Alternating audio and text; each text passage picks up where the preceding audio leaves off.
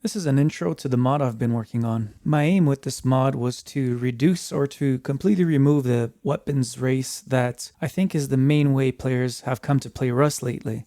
And while racing to get to tier 3 or AK is fun in itself, there's, I think, a lot of us that want to take more time in the primitive areas, tier 1, and gradually work our way up to tier 3. First, just a quick bit about myself. I've been a developer for about 20 years, and part of that time I've spent doing game development and game design. I really enjoy the study of economics, behavior, and game theory, and I tried to apply all of those when making design decisions with this mode. Now I'll go over the features. So the key feature that I focused on was global tier unlocks through global events. And so until this event is executed successfully, players cannot craft the next tier workbench. There's just no way to craft the next tier weapon. Now you might be lucky and find one item that has spawned in the world that is next tier. So for example, if the game just started, there was a fresh wipe, all the loot you'll get is mostly primitive loot or components. But there is a chance there might be one revolver that spawned somewhere in the world, and soon as that player found it, they now have an opportunity to use it. They can either research it for the next tier unlock, or they can rely on their skill to make use of it and gain some more opportunities. But soon as that item despawns because either it was broken or lost and it despawned on the ground, it's gone. And only at that point can it ever spawn again in the world. But first let me backtrack a bit to this global event that unlocks the next tier. In order for any player to have access to starting this event, they must first research all of the primitive gear. As you can see here, there's quite a bit to go through. There's 3 different categories and about 2 pages per category of items from the primitive items list to research. This primitive tech tree is another key feature of this mode, and in order to have access to it, you must first build a camp. To do that, you just place down a regular campfire, and to upgrade it to a camp, you just need several materials. Now, once a player unlocks all of the items in the category, they're now able to go back to their camp, select the upgrade option, and they can build an unlock tower. Next, they'll need to find a good place to build the unlock tower in which they can defend it from, since there might be some players that do not want to progress yet to the next tier, and so you'll have to compete against those players. All players will be notified when there's an unlock event progressing. There'll be a sight and sound event indicating the location where the tower currently is. And players that wish to participate can make their way over to that location. Some players might support it or some might deny it, and they can use all of the primitive gear they have acquired so far to try to attack the tower if they want to deny it, or to fight off those attacking the tower if they want to support it. As long as the tower is not destroyed by the end of the event, the next tier is unlocked for everybody. Players can now use and craft the next tier workbench. Also, at this point, the primitive tech tree is fully unlocked for any new or existing players. This way, any new players that might be joining can close the gap quicker to more advanced players. Tier 2 and 3 unlock towers can be crafted from the workbenches. The final and 4th tower causes the server to reset and wipe, but prior to the wipe happening, there's a bit more of an elaborate event which I'll go over later. Let's rewind again back to the beginning.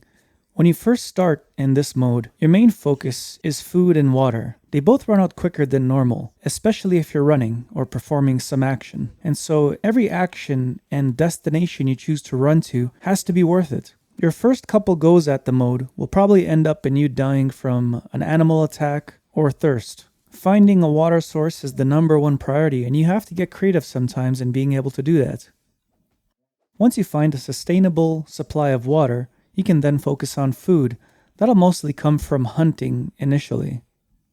That's because I've decreased most food spawns from growing naturally.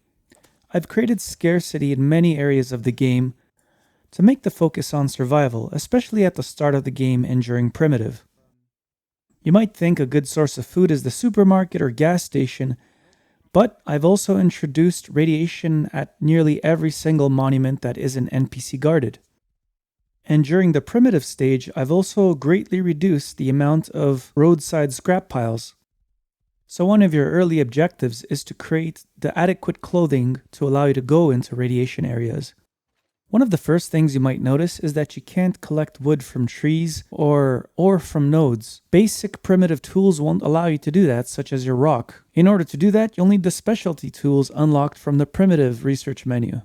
As you begin collecting food, water, components, and other resources, you're going to need to store them somewhere. There's currently no way to build a base in early primitive, as you'll have to unlock it, and it's pretty far down the tech tree. So you'll have to get creative with ways of defending your camp. You can use barricades, small walls, some types of traps, but to make it a little bit easier, what I've done is during the primitive mode is made the damage done to wooden items such as boxes a lot less. And so in order for a player to raid a wooden box with a lock on it, which is one of the first items you can actually research, it'll require about 6 to 8 spears.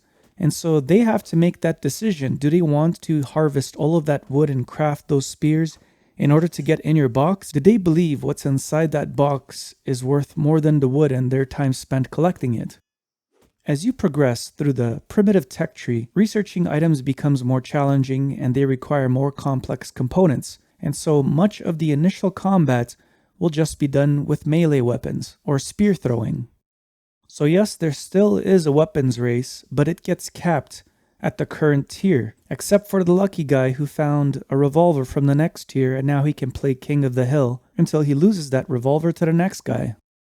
So day 1 is nearly complete and it's almost nighttime. You need to make sure you're pretty secure and you have enough weapons to fight, because at nighttime there are some night events, including certain animals that might be attracted to your location. And so if nighttime approaches and you have no way of defending yourself yet, you better try to find some high ground. So that's about it for now. I've covered all the major features that I've worked on so far.